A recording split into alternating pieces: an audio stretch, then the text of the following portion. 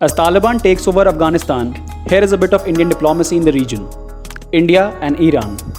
From the geopolitical perspective, even though the two countries share some common strategic interests, India and Iran differ significantly on decisive foreign policy issues.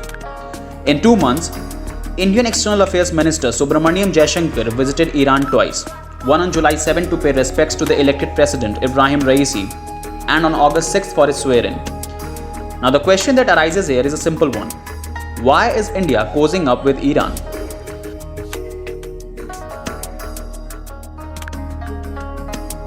Now, according to the West, India is desperate to win friends and gain influence in the region, which is verifiable to some extent. I know as a nationalist you getting pissed on this is fair enough. It is evident from Jaishankar's shuttle diplomacy that the New Delhi is pursuing its games to stay ahead in the region. Raisi is looking forward to the development of bilateral, regional and international relations with a new perspective. Well, I must tell you that this new perspective isn't new, as it has its roots dated back to March 27, 2020, when Tehran and Beijing signed the Comprehensive Plan for Cooperation between Iran and China, a 25-year agreement to strengthen their long-standing economic and political alliance.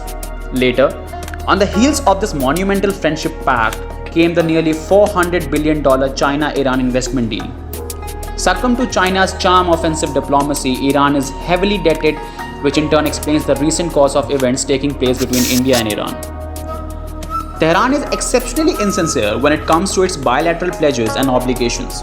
There are n number of scenarios to justify the above. Here are some. Iranian government unilaterally scrapped the deal that was to build a rail line from Port Chabahar to Zahedan along the frontier with Afghanistan. Iran is above board when it comes to its interventions in India's domestic affairs.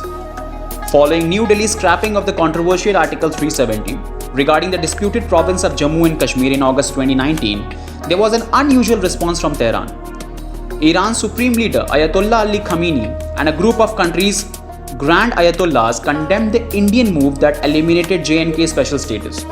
On top of that, they called revoking Kashmir's autonomy an ugly act and warned India to prevent confrontations with the Muslims. Following this, there is an Iranian adventurism in India. In late 2021, an improvised explosive device went off outside the highly protected Israeli embassy in New Delhi. Following a month-long investigation by India's counter-terrorism agencies, a conclusion was made that the Iranian Quds Force was behind the explosion, which was a part of an asymmetric warfare campaign being carried out by Iran's Islamic Revolutionary Guard Corps against Israel. When it comes to showcasing bilateral cooperation with Iran, India often brings up the Chabahar port project. In 2015, when Tehran was fronting crippling economic sanctions and diplomatic isolation, New Delhi agreed to develop a deep-water port project in Chabahar on Gulf of Oman. As a part of this deal, Indian Prime Minister Narendra Modi visited Iran and signed an agreement worth $500 million to develop the port and related infrastructure. While New Delhi projected the initiative as a part of developing greater connectivity with Afghanistan and Central Asia through this port, the core objective was to counter Chinese hegemony in the region. New Delhi's move in this direction was demonstrative to counter a similar port, some 100-odd kilometers to the east, developed by China in Gwadar, Pakistan.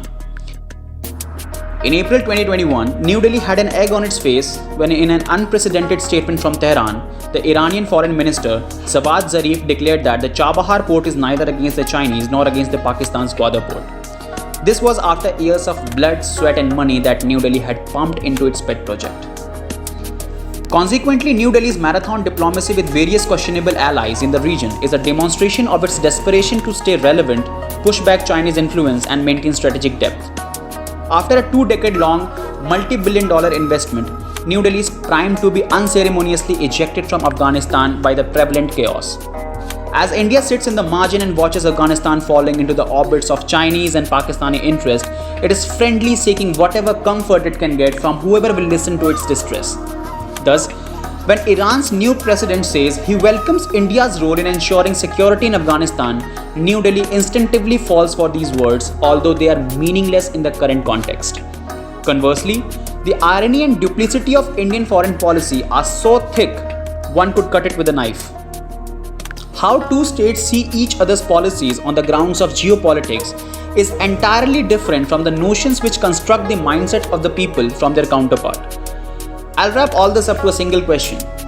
What is Indian diplomacy? Is it about influencing the geopolitics of the region, or its own countrymen. Jai Hind, Vande Mataram.